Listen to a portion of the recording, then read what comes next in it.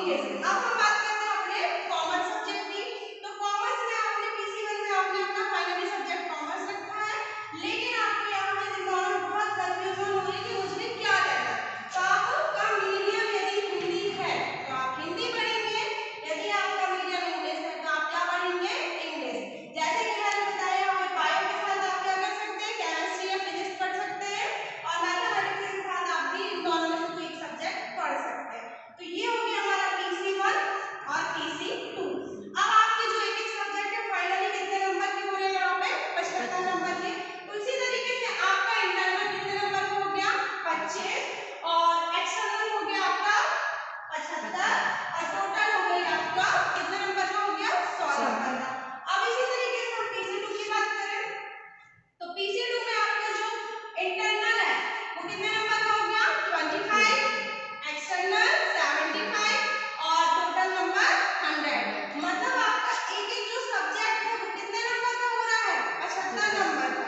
ठीक है, तो अब हम बात करेंगे यहाँ पे, ये दोनों चीजें आपकी क्लियर हो गई। अब हम बात करेंगे CC4। CC4 जो आपका सब्जेक्ट है, जैसे आपने B.Ed फर्स्ट सेम में पढ़ा होगा, लैंग्वेज अक्रॉस द करिकुलम, ये यहाँ पे लिखा है पार्ट 2।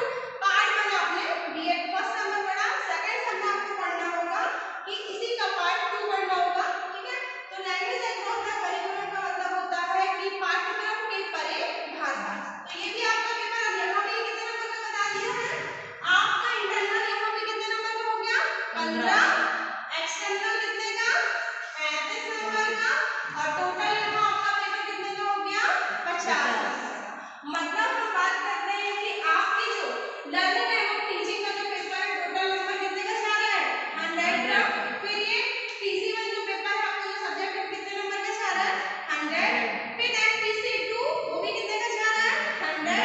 लेकिन जो आपका CC4 है, तो CC4 जो पेपर है वो टोटल आपका नंबर कितने का जाएगा, 50। 35 नंबर का आपका क्या रहेगा, एक्सटर्नल। इंटरनल कितने का होगा, 15 नंबर का। अब हम बात करेंगे अपनी EPC फाइल। तो EPC फाइल है यहाँ पे हो गई 2, पर आपने B.Ed फर्स्ट सेम में पढ़ लिया था। ठीक है, EPC फाइल। अब हम बात करेंगे EPC2। तो फाइल का नाम रहेगा आपका क्या रहेगा, ड्रामा एंड आर्ट एजुकेशन, नाटक एवं कला शिक्षा। ये हो गया। अब इसमें हम देखते हैं आपका इंटरनल। इंटरनल कितने का हो गया, 20, एक्सटर्नल 30, और टोटल नंबर 50। क्लियर है। तो इस तरीके से आपको B.Ed सेकंड सेम में बस इतना ही पढ़ना फाइनली। और उसके बाद हम बात करते हैं अपने सिलेबस की, सॉरी इसमें हम EPC फाइल की बात करते हैं। तो कुछ मेरे पास लोगों को दिखाना चाहती हूँ। ठीक है, तो ये जो हमारी फाइल है, आपकी EPC फाइल कौन सी है, ड्रामा एंड आर्ट एजुकेशन। तो मेरे पास कुछ फाइलें हैं जो हमारे कॉलेज के बच्चों ने बहुत ही सुंदर सुंदर फाइल बनाई हुई है, और ये फाइल है कोमल कश्यप की फाइल है। तो चलिए मैं आप लोगों को दिखाती हूँ। इतनी हैवी फाइल है क्योंकि इसके बच्चों ने, ये B.Ed सेकंड सेम के कुछ बच्चों ने बहुत ही सुंदर सुंदर फाइल बनाई हुई है जो मैं आप लोगों के साथ शेयर कर रही हूँ। ये फाइल है हमारी कोमल की है। तो आप देख सकते हैं, सबसे पहले आपको ये फ्रंट पेज तैयार करना है, अपने कॉलेज का नाम लिखना होगा।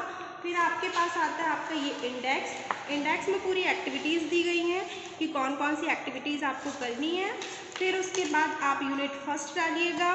तो ये बहुत ही सुंदर देखिए बनाया हुआ बच्चों ने, कला है, कला किसे कहते हैं और कला के कितने प्रकार होते हैं। फिर हम आते हैं पेंसिल आर्ट पे।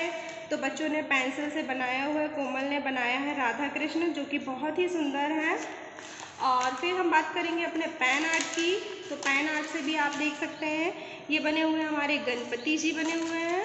फिर हम बात करते हैं रंगोली आर्ट की। तो ये बच्चों ने जो रंगोली बनाई हुई थी वही फ़ोटो है। और फिर इस तरीके से ये आप देख सकते हैं रंगोली आर्ट आपको कैसे ड्रॉ करना है। मतलब जब भी आप फाइल बनाते हैं ना तो एक साइड लिखना और एक साइड आपको पिक्चर्स क्रिएट करनी है। फिर हम बात करते हैं अपने क्ले आर्ट की। तो आप देख सकते हैं क्ले में कितनी सुंदर पेंटिंग तैयार की गई है। फिर हम बात करेंगे ब्लॉक पेंटिंग की। ब्लॉक पेंटिंग इस तरीके से बनाया जाता है। फिर आप बात करेंगे पेपर कोलाज की। पेपर की कटिंग करके कितनी सुंदर डॉल बनी हुई है। कैसी लग रही है आप लोगों को ये डॉल, कमेंट में ज़रूर बताइएगा मुझे। और बात करते हैं हम वेस्ट मटेरियल की। तो जो आपके घर में जो भी वेस्ट मटेरियल होगा उससे हम क्या क्या तैयार कर सकते हैं। फिर हमारा आ जाएगा पेपर कटिंग। पेपर कटिंग से ड्राइंग करना। और फिर हम बात करेंगे अपनी टॉपिक जो है यहाँ पे पेंटिंग, आप जो भी पेंटिंग आप बना सकते हैं। इस बच्चे ने बनाया हुआ है राधा कृष्ण। और फिर बात करेंगे हम कठपुतली याद की, ये देख सकते हैं बहुत ही सुंदर कठपुतली बनी हुई है। फिर हम बात करेंगे रंगमंच, जो भी रंगमंच में जो भी काम होता है उसके बारे में लिखेंगे अर्थ, फिर लिखेंगे इसके बारे में। फिर हम बात करते हैं मांडना आर्ट किसे कहते हैं, ये होती है हमारी मांडना आर्ट। और फिर इस तरीके से आपकी पूरी फाइल कंप्लीट होती है। तो ये फाइल आप देख सकते हैं, नाटक है, क्या क्या चीज़ें हैं। यदि आपको ये पूरी फाइल देखना है तो मुझे कमेंट ज़रूर करिएगा, तो मैं इसके लिए अलग से वीडियो बना दूँगी फाइल का। और फिर ये फाइनली हमारी फाइल कंप्लीट होती है। जो भी आपके यंत्र वगैरह हैं उसके बारे में लिखना है और पिक्चर्स क्रिएट करना है। तो हर पेज को ड्रॉ करना है, इससे आपकी फाइल एकदम क्रिएटिविटी लगेगी और देखने में भी सुंदर लगेगी। तो आपको ये कैसी लगी ये फाइल? तो इस तरीके से हमारे कॉलेज की